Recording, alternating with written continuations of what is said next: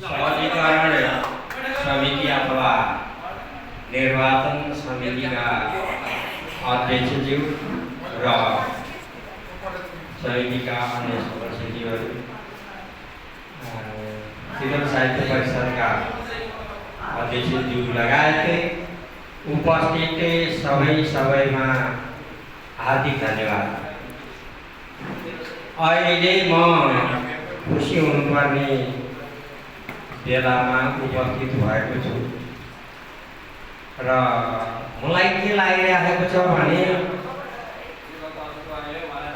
श्रीमन्त अच्युत वाग्लेले हाँकेको यो चितवन साहित्य परिषद, केदार खनालले हाँकेको यो चितवन साहित्य परिषद, गायत्री श्रेष्ठले हाँकेको यो चितवन साहित्य परिषद, युवा सक्रिय साहित्यकार सुरेन्द्र अस्तबलले हाँकेको यो साहित्य परिषद मैले अध्यक्षता गरेर अब भावी योजनाका साथ यो संस्थालाई हाँक्नु परेको छ।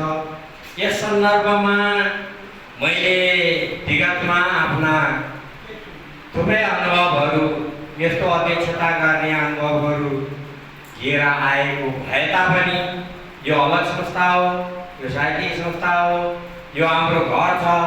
घर पनि कहिलेकाहीँ के हुन्छ भने घर सम्हालेर राख्नुपर्ने आवश्यकता हुन्छ।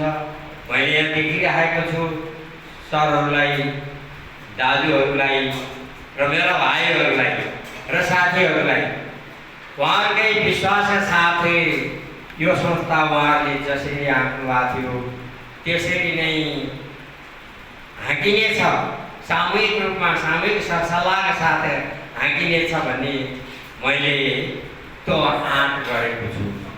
सबभन्दा मेरा साथीहरू गणेश रमण, हामी के नै हुन्छ यहाँ भन्ने खालको कुरा भएको थियो। भित्रभित्रै हामी सरसल्लाह पनि गर्दै थियौँ र कार्य समितिका कतिपय साथीहरूका बिचमा त चिन्ता थियो अबको समय कसरी हाँकिएला, उपस्थिति कम भयो आदि इत्यादि पनि कुराहरू थिए। तर हाम्रा आजीवन सदस्यहरू कोही अमेरिकामा छन्, कोही पोखरामा छन्, कोही काठमाडौँ। अहिलेको समय यसरी नै अनलाइनबाट अधिवेशन हुने समय रहेछ। त्यही रूपको हाम्रो यो समिति पनि, परिषदका सदस्यहरू पनि रहेको हुनाले हामीले उहाँहरूबाट पनि आश्वासन पाएका छौँ। यहाँ जति आज उपस्थित भएका छौँ त्यो बाहिर रहेका साथीहरूको पनि हामीलाई आश्वासन छ, जहाँ जसरी पनि प्रक्रिया मिलाउनु पर्छ, के गर्नुपर्छ, हामी साथमा छौँ उहाँहरूले भन्नुभएको छ। त्यसो भएको हुनाले हामी सङ्गठित छौँ। त पातलो भयो भन्नुपर्ने आवश्यकता छैन। आगामी दिनहरूमा हाम्रा कार्य समितिमा रहेका साथीहरू अहिले सचिवमा नवराजी आउनु भएको छ, तर सचिवमा यता बाल्के हिँड्न सबै किसिमको भूमिका निर्वाह गर्ने सदस्य भए पनि उहाँ सदस्य सचिव पनि हो। शान्ति शर्माको आफ्नै नारी स्वर कति मिठो छ र उहाँले सदस्यमा बसे पनि आवश्यक परेको बेलामा फेरि सचिवको काम पनि गर्नुहुन्छ। पदम अर्यालज्यूले यो संस्थालाई आर्थिक रूपमा नियमबद्ध बनाउनका लागि धेरै प्रयास गर्नुभएको छ। भित्रभित्रै उहाँको धेरै प्रशंसा भएको छ।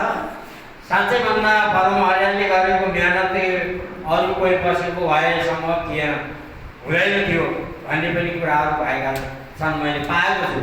तर यसरी सङ्गठित भइराखेको अहिलेको यो अवस्थामा मैले साह्रै खुट्टा कमाउनु पर्ने मैले देखेको छैन। सरलजी उता मुस्कुराइराख्नु भएको छ, मेरा साथीहरू यहाँ मुस्कुराइराख्नु भएको छ। यिनीहरूको अन्तर्द्वन्द कति साह्रो होला, तर साथीहरूले एउटा उपाध्यक्षको पद खाली राखेर त्यहाँ त कसैले दरखास्त दिनु भएन। त्यो नदिनुको कारण के हो भने यहाँ सबै साथीहरूले, सदस्य साथीहरूले त्यही नै लगेर मिलाउने हो भने अघि नै सोचिसक्नु भएको रहेछ। यदि दूरगामी हाम्रा सदस्य साथीहरू साथमा हुनुहुन्छ भने हामीले यो गुणात्मक रूपमा रहेको सदस्यहरूको उपयोग, उहाँलाई सम्मान, उहाँहरूको सरसल्लाह आदिबाट हामी अगाडि बढ्नेछौँ र केदार सहर र अघिल्लो समितिले हामीलाई केही सुझावहरू अगाडि राख्नुहुनेछ। समस्याहरूका कतिपय सन्दर्भहरू होलान्, हामीलाई सम्झाउनु पर्ने कुरा होला, त्यो हस्तान्तरणको पनि बेला होला। त्यसपछि फेरि हामी तिनै सात सुझावका साथ अगाडि बढ्नेछौँ र यसरी सङ्गठित रूपमा निर्विरोध रूपमा आज जुन निर्वाचन गराउन सफल हुनुभएको छ निर्वाचन समितिका सरहरू, गणहरू र निवर्तमान अथवा अघिल्लो समितिका साथीहरूले जुन प्रयास गर्नुभएको छ त्यसप्रति हामी कृतज्ञ छौँ र यही तपाईँहरूको आशीर्वादलाई लिएर हामी भोलिको भविष्य, चितवन साहित्य परिषदको भविष्य, चितवन साहित्य परिषदप्रति तमाम साहित्यकारहरूको आस्थालाई अगाडि लैजाने बाचा गर्दै बिराउँछु।